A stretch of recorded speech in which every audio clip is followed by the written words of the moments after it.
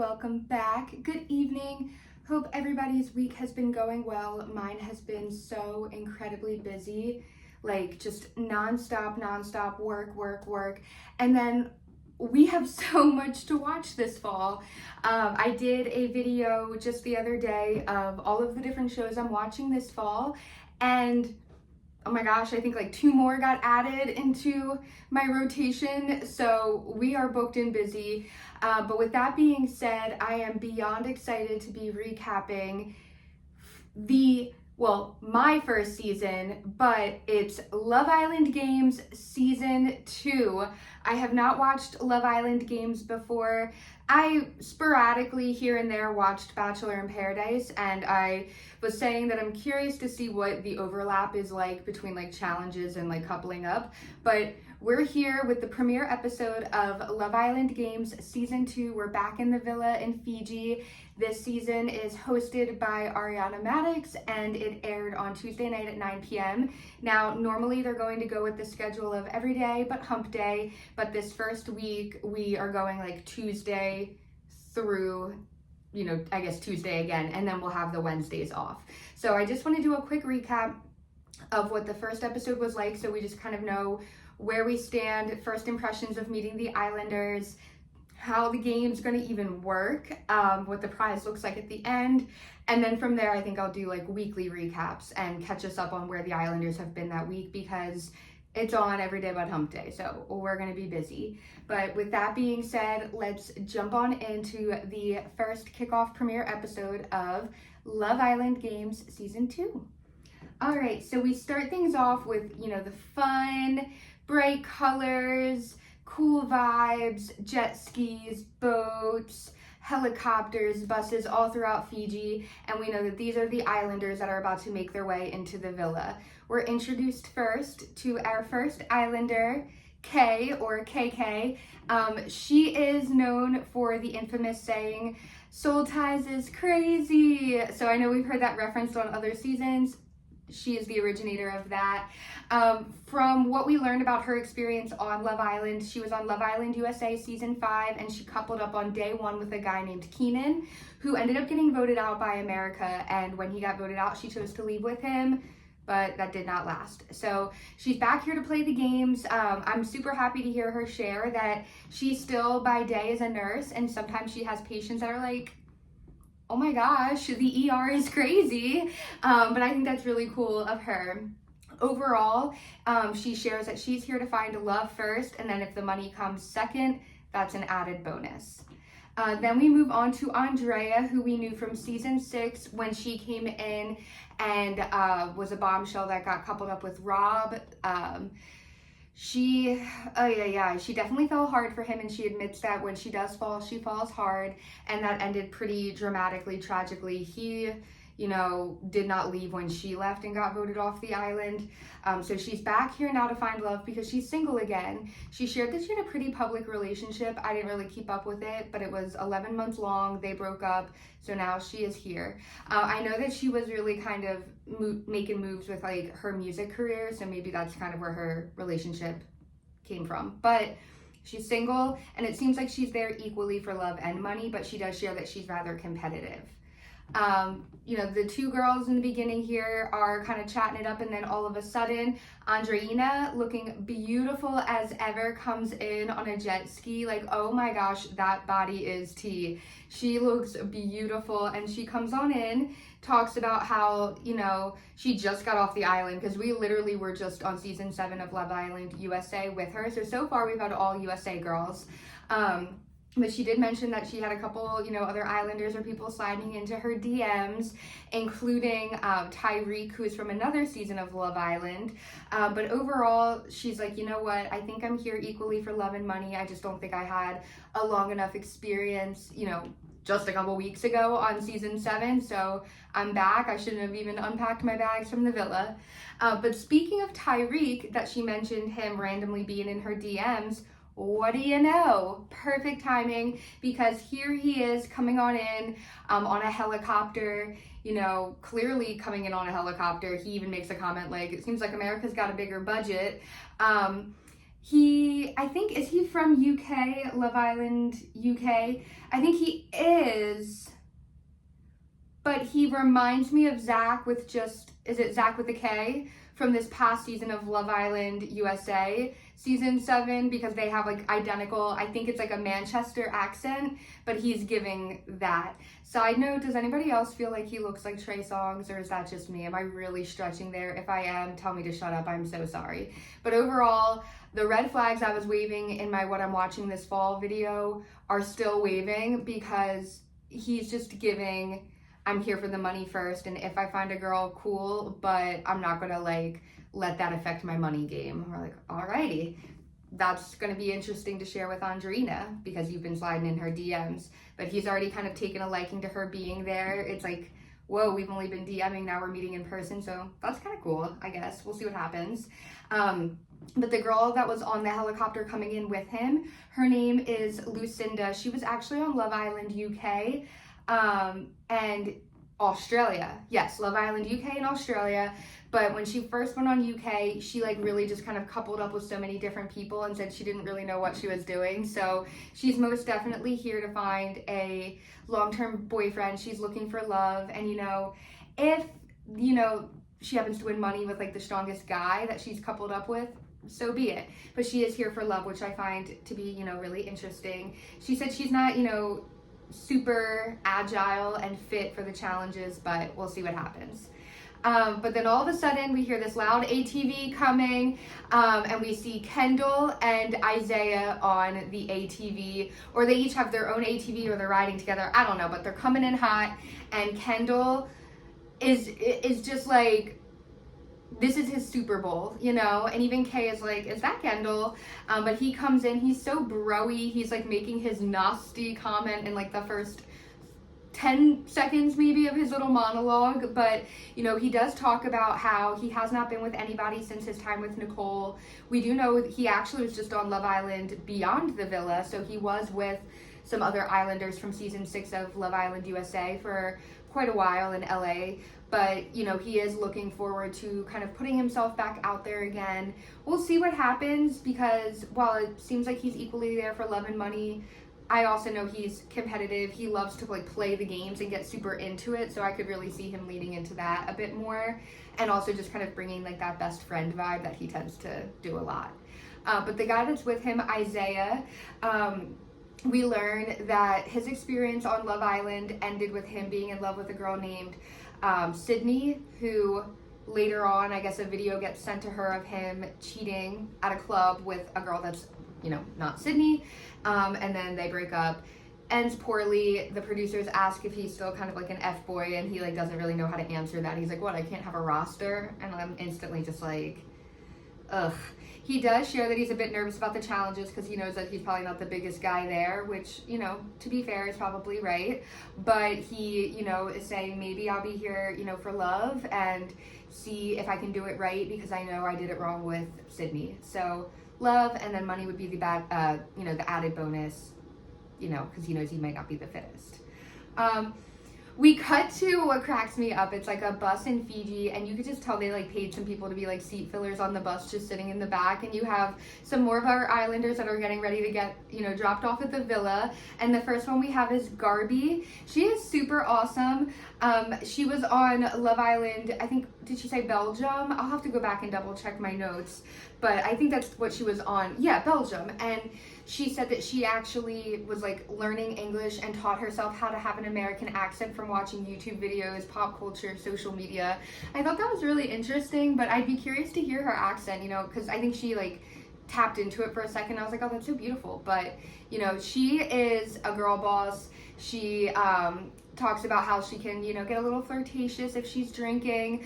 She does share with us that she's a virgin and she's waiting for that moment with a special someone. But while she would be happy if that special somebody was on the island, she is here for the money first. So she'll think about the love later.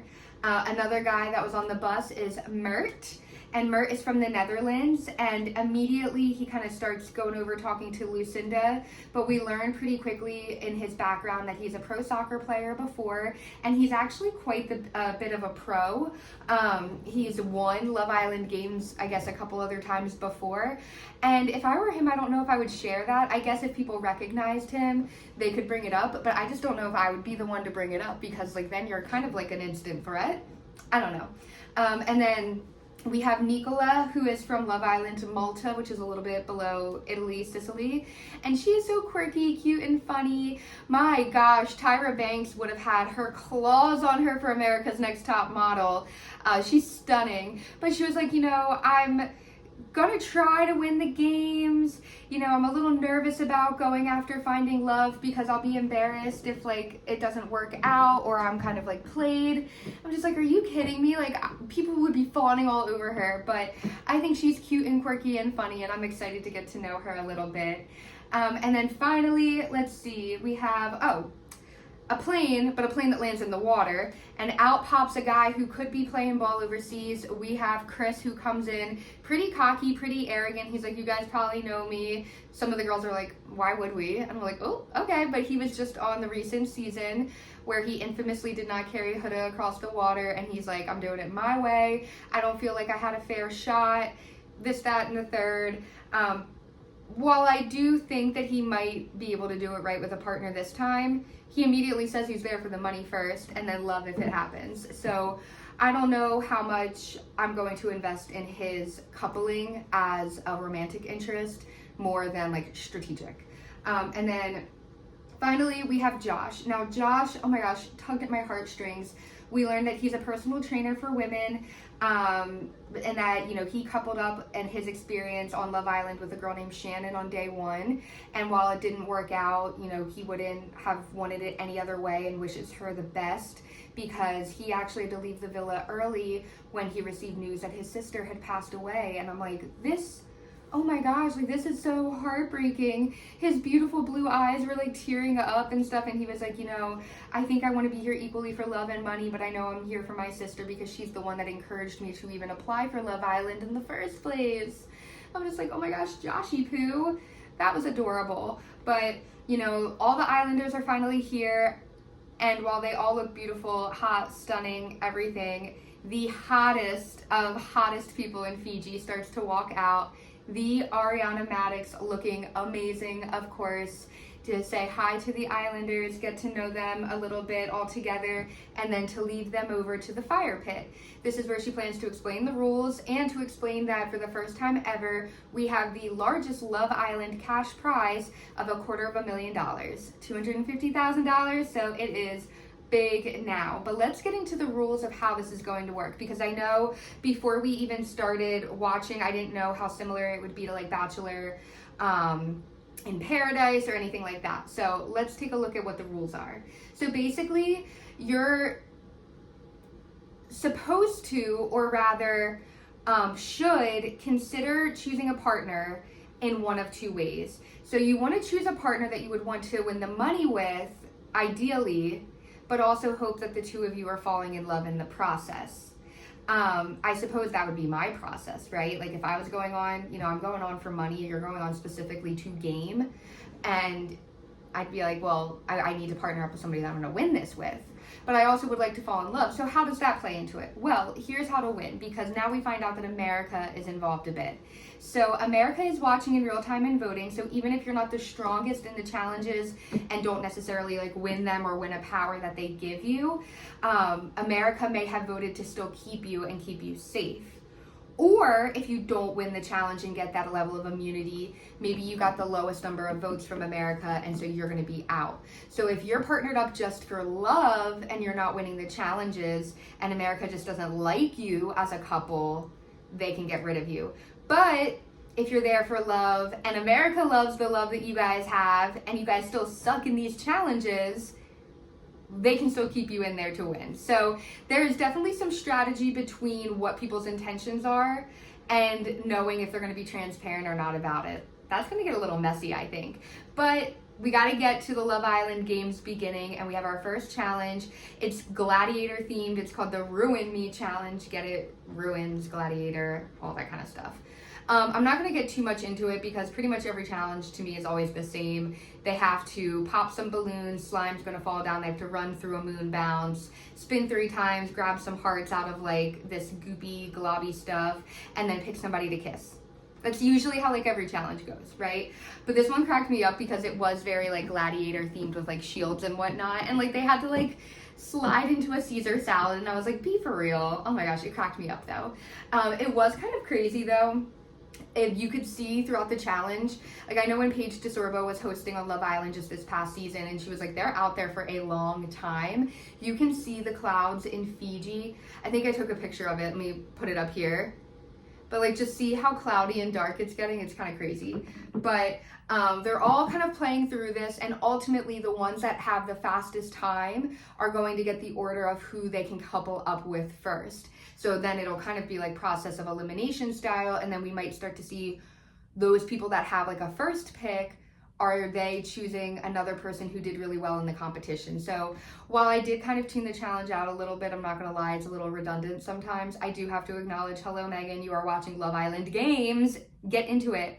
But I just wrote down a couple of my highlights from it so that when you go to watch, like these were a couple of the things that were making me giggle a little bit, and I was smiling. So, oh, bless Lucinda's heart. She could not find her heart in the slime pit for the longest time. And like, Ariana's like, girl, you got it. I promise there's one in there. Production's not screwing with you.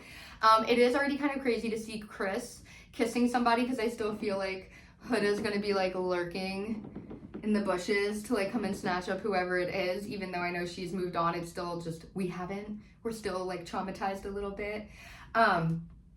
Garby, hello, she's a runner, she's a track star. She was zipping through that thing, and so immediately when I watched her, I was like, she probably just won this whole thing. Like, she's fast, which I also think might make her a threat to others. So I don't know if maybe I just have too much Big Brother on the mind, but I don't know how strategic that was.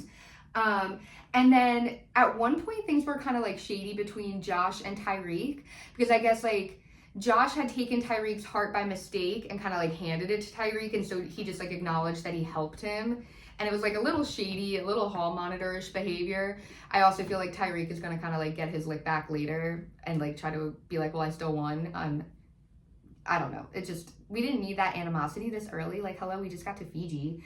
But I guess just in general, they're gonna be more competitive, kind of like the challenge style or whatever. So I gotta get used to that, not having love be what should be the main focus. But let's read through what the challenge results are. So these are the order, again, in which they'll get to choose who they want to couple up with at the coupling ceremony. So the girls, best to worst. In first place, we have Garby. And in fact, she was faster than all the girls and boys combined, which is really impressive. Then number 2, we have Andrea. Number 3, we have Nicola. Number 4, we have KK. And then number 5, we have Andreina. And then number 6, we have Lucinda. And I think maybe those extra seconds added on were when she couldn't find her heart in the slime, but she seemed to be having fun, right? All right, and now for the boys, best to worst. In number 1, oh my gosh, and this is gonna just go to his head, we have Chris, who already is saying he's the most athletic one there. And I'm like, we watched the 3-on-3 game last season when Pepe was just like smoking ya, but whatever. Number 2, we have Tyreek. Number 3, we have Josh. Number 4, we have Mert. Number 5, we have Isaiah. And then, in last place, we have Kendall. But he's just here to have fun. He's live, laugh, loving his way in the villa, you know? So that's where we are. We did have another little quarrel between Tyreek and Josh that was kind of awkward. Because like Tyreek leaned over just to acknowledge that he beat Josh like in the time or whatever. And Josh is like, oh, well, it's because I helped you, back and forth. I'm like, why do we need the beef? Why? Where's the beef from? This is not fun. But everybody is going to start coupling up now in the coupling up ceremony. So Ariana moves them over there to do the coupling up. She's looking beautiful as ever, of course. And we have here, I'm just going to read through who the couples are because, spoiler alert, they're probably going to change pretty quickly. But we have the first pick, Garby. She couples up with Kendall. Then we have Chris couples up with KK. Andrea couples up with Josh. Tyreek got it out of the DMs and he's coupled up with Andreina. Nicola couples up with Isaiah. Mert couples up with Lucinda. And that's it. Or is it? Because everybody's coupled up now. You know, you're going to have winning challenges as a way to get like powers and safeties.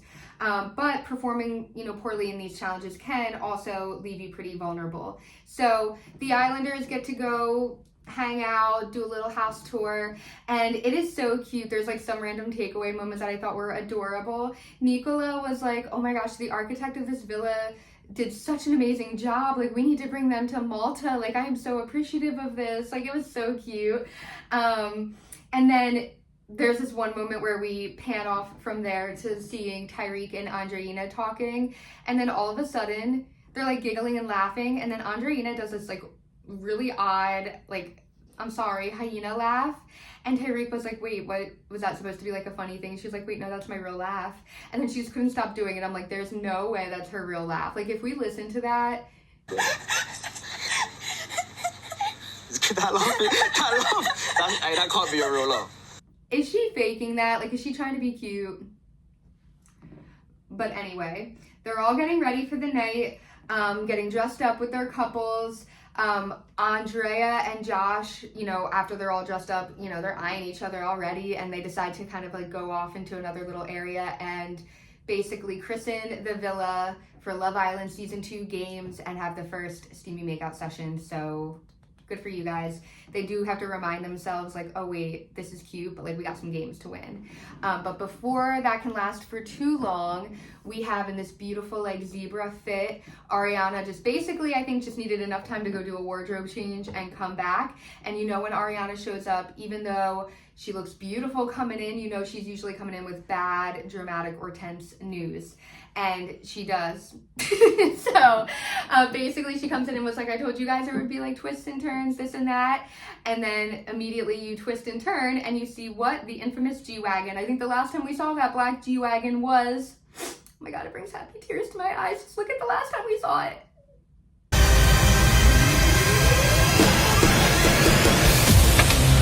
Quick, hurry up, get in! What the? Nick, come on, hurry! Hurry! I love you forever, but it's back, and unfortunately they are not the ones coming out of it. But we do have two, I guess they would have been like the hot new bombshells entering the villa, but these are the heartbreakers coming in. We have Solène and Charlie. Oh, Charlie, seeing him makes me miss Hannah and her like sleeping next to that picture of him on her pillow, like waiting for her husband to come back from war. Oh my gosh. But they come in. They're wearing these like broken heart necklaces because they intend to break up two of these couples in here. And in order to do that, obviously they have to conduct some, you know, valuable research. And valuable research in the villa is going around and kissing every single one of the people that they're interested in, which in this case is all of them.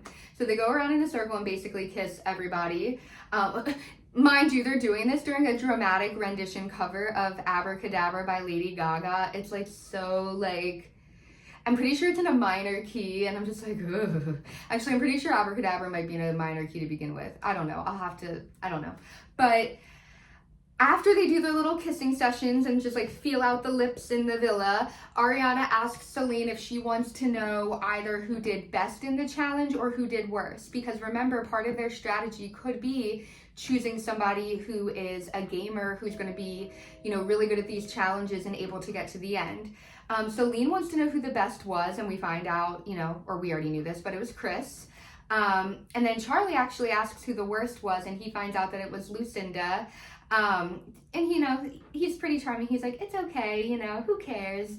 And it is kind of cute to see Charlie. I like him. But after knowing all of this information, these are the new couplings based on who the Heartbreakers chose. So Solène actually goes up and chooses Mert to couple up with. Really awkward because then they end up kissing and his eyes are open. I can't tell if he's like into Solène because this leaves Lucinda single and vulnerable. And then Charlie chooses Andrea. Andrea's a hot ticket item this time around. I just hit myself in the nose doing that. But Josh definitely seems pretty peeved.